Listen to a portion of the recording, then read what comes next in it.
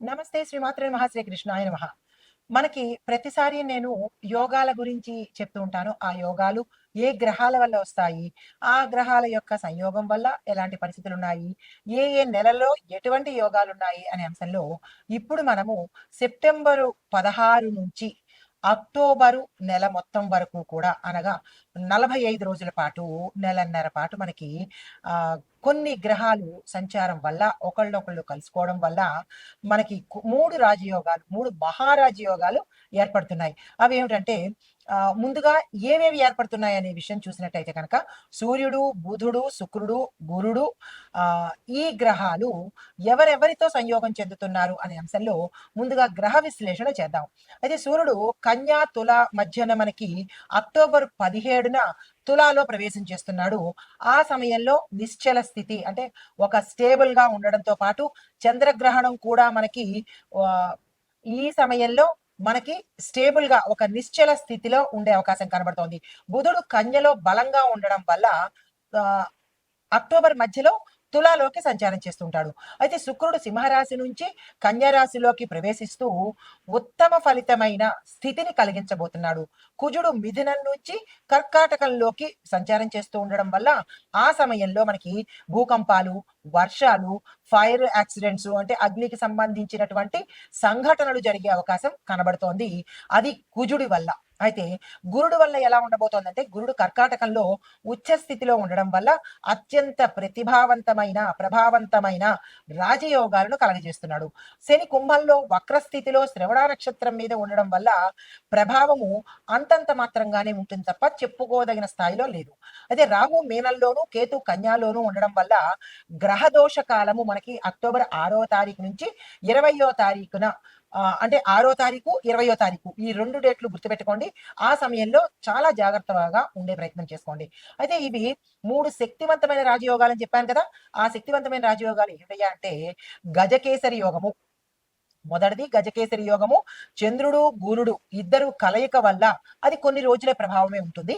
ఆ యోగం పడుతోంది. అయితే రెండవ యోగము ధన యోగము. ఇదేంటంటే శుక్రుడు బలపడి బుధుడితో కలిసినప్పుడు ఏర్పడే యోగం అనమాట. విశేషమైన ధనయోగము అందరికీ అన్ని రాశుల వాళ్ళకి ఏర్పాటవుతోంది. అయితే మూడవది రాజయోగం అనమాట. ఈ రాజయోగం ఏంటి?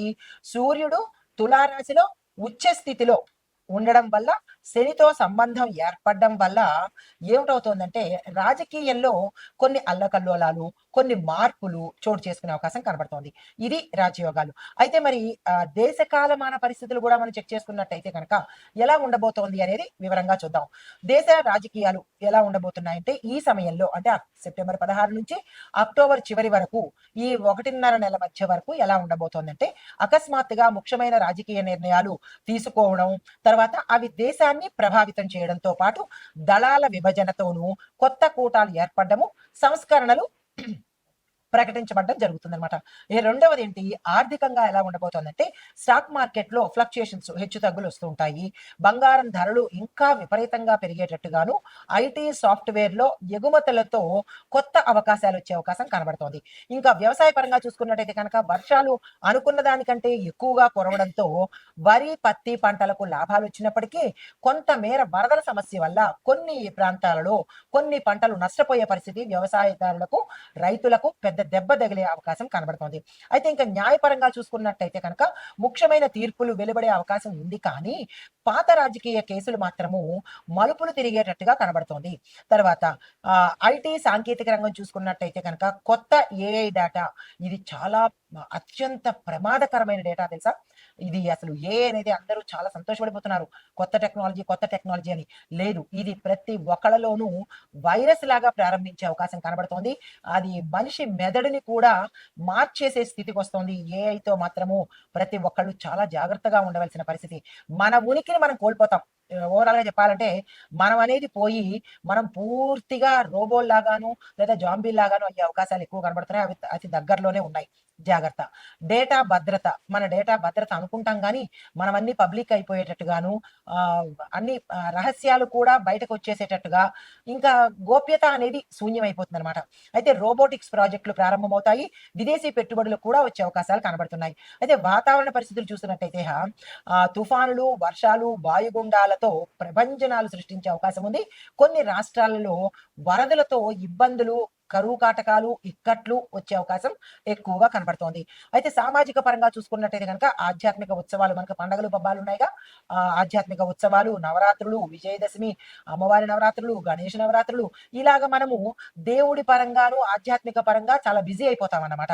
అయితే కొన్ని గ్రహణాల వల్ల కూడా ఇప్పుడు మనకి సెప్టెంబర్ 7వ తారీఖులో ఒక గ్రహణం ఉంది, తర్వాత గ్రహణాలు ఉన్నాయి. ఈ గ్రహణాల భయంతో ప్రజలు గందరగోళం స్థితికి వెళ్ళిపోతారు. ఎవరు ఏమి చెప్తున్నారు, ఎవరు నిజం చెప్తున్నారా, ఎవరు అబద్ధం చెప్తున్నారా తెలియలేనటువంటి ఒక రకమైన స్థితిలోకి ప్రజలు వెళ్ళిపోతారనమాట. అంటే అగమ్య గోచరంగా అయిపోతుంది. అయితే ఇంకా ఇలా చూసుకున్నట్టయితే ఇటువంటి మంచి చెడు రెండు మనకి ఈ సెప్టెంబరు మధ్య భాగము, అక్టోబరు మొత్త భాగము కలిపి ఇలాంటి మార్పులు చేర్పులు జరగబోతున్నాయి. అయితే ఈ యొక్క ఇంపాక్టు, ఈ యొక్క ఫలితాలు మరి 12 రాశుల వాళ్ళ మీద ఎలా ఉండబోతోంది, ఏ రంగంలో ఎలా ఉండబోతోంది అనే అంశాలను ఒక్కొక్కటిగా తెలుసుకుందాం. తదుపరి రాశి తులారాశి. ఈ రాశి వారికి సూర్యుడు ఉచ్చ స్థితిలోకి రావడం వల్ల, అంటే ఉచ్చ స్థితిలో ఉన్నంత మాత్రాన అందరికీ మంచి జరగాలని లేదు. వాళ్ళ వాళ్ళ లగ్నాన్ని బట్టి, వాళ్ళ రాశి చక్రాన్ని బట్టి ఒక్కొక్క శుభగ్రహమైనా కానీ చెడు ఫలితాలు ఇచ్చే అవకాశాలు కనబడుతోంది. అంటే రవి ఉచ్చ స్థితిలో ఉన్నాడు కదా, మాకు అంతా హైలో ఉండాలి, ఉచ్చంగా ఉండాలి, మంచిగా ఉండాలని ఎక్కడా లేదు.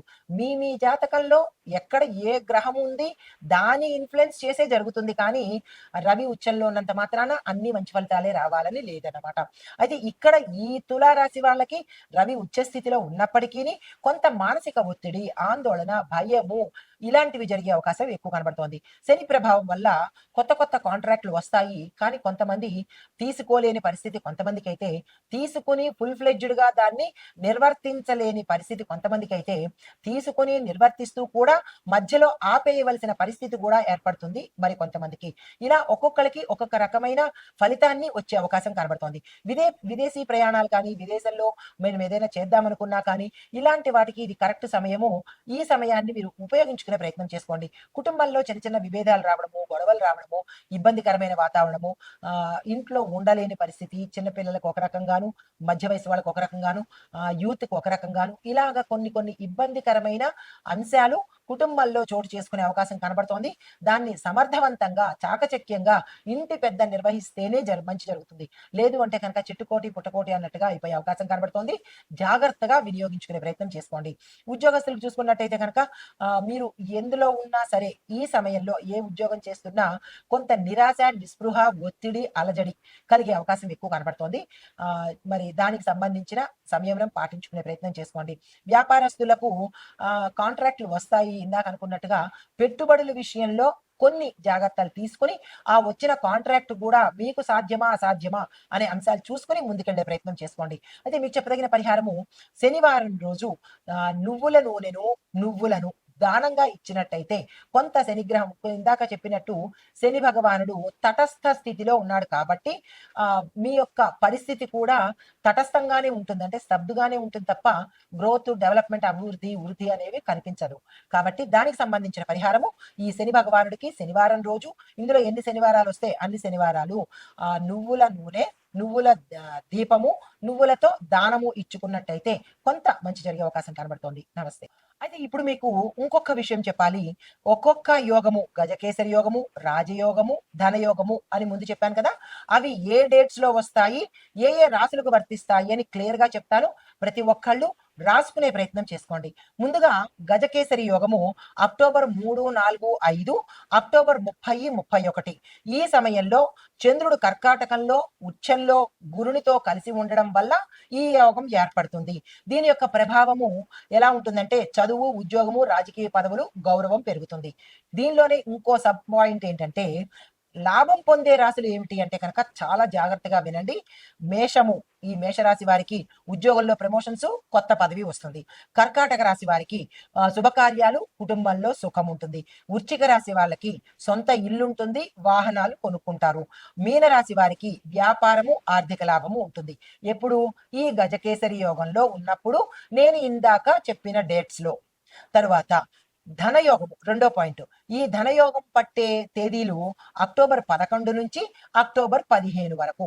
అయితే ఇవి ఎవరెవరి సంయోగం వల్ల అంటే బుధుడు శుక్రుడు కన్యా రాశిలో బలంగా ఉండే సమయంలో ఈ ధనయోగం కలుగుతుంది. అయితే దాని ప్రభావం ఎలా ఉంటుంది అంటే కనుక ధనలాభము, కొత్త వ్యాపార కాంట్రాక్ట్లు, కళారంగంలో విజయాలు, ప్యాకేజీలు పెరగడాలు, ఇది ధన రూపంగా కలిసి వచ్చేది. అయితే ఏ రాశులకు లాభం పొందుతారు అంటే కనుక వృషభ రాశి వారికి స్థిరాస్తి లాభము, గృహ సౌఖ్యము. మిథున రాశి వారికి వ్యాపారంలో కొత్త కొత్త కాంట్రాక్ట్స్ వస్తాయి. కన్యా రాశి వాళ్ళకి ఆ కన్యా రాశిలో ఉండే ఐటీ ఉద్యోగులకు, కళాకారులకు కొత్త కొత్త అవకాశాలు వస్తాయి. ధనస్సు రాశి వాళ్ళకి విదేశీ ప్రయాణాలు, ఆర్థిక లాభాలు కలుగుతాయన్నమాట. ఇది ధనయోగము. అయితే మూడవది రాజయోగము ఏ తేదీల్లో కలుగుతుంది అంటే కనుక అక్టోబర్ 18 నుంచి 23 వరకు రాజయోగం కలిగే అవకాశం ఉంది. అయితే ఇది ఎవరెవరి వల్ల అంటే సూర్యుడు తులాలో ఉచ్చ స్థితిలో శని భగవానుడితో కలిసి ఉన్నప్పుడు రాజకీయ రాజయోగం ఏర్పడుతుంది. ఆ ప్రభావం ఎలా ఉంటుందంటే రాజకీయంలో మార్పులు రావడము, కొత్త కూటములు ఏర్పడము, ప్రభుత్వ విధానాలు మారడము, వ్యక్తిగతంగా కూడా అంటే ప్రతి ఒక్క రాజకీయ నాయకుడికి పదవులు రావడము, గౌరవం రావడము, ఇది మనకి రాజయోగం జరిగే సమయము, ఫలితాలు. అయితే ఇప్పుడు ఏ రాశుల వాళ్ళకి ఉపయోగపడుతుంది ఇది అంటే కనుక సింహరాశి వాళ్ళకి నాయకత్వంలో ఎదుగుదల ఉంటుంది, గౌరవం ఉంటుంది. అంటే ఏ రాజకీయ నాయకులైతే సింహరాశిలో ఉంటారో వారికి ఇవి వర్తిస్తాయన్నమాట. తర్వాత తులారాశిలో ఉండే వారికి వ్యాపార రాజకీయ కాంట్రాక్టులు వస్తాయి. మకర రాశి వాళ్ళకి ఉద్యోగంలో మార్పులు, గౌరవప్రదమైన స్థానము కలుగుతుంది. కుంభరాశి వాళ్ళకి రాజకీయంగా అనుకోని ఎదుగుదల వచ్చే అవకాశం కనబడుతుంది. అంటే ఇవి మూడు యోగాలు. మూడు యోగాలు ఏ డేట్స్ లో వస్తాయి, ఎవరెవరు కలిస్తే వస్తాయి, దాని యొక్క ఫలితం ఏంటి, అవి ఏ రాశులకి ఎలాంటి ప్రభావం ఇస్తోంది అనేది సవివరంగా ఒక్కొక్కటి సావధానంగా మీకు తెలియపరిచాను. ఈ వివరాలు తెలుసుకొని ఆ గ్రహాల యొక్క ఫలితాలను సంపూర్ణంగా పొందాలి అని కోరుకుంటూ నమస్తే.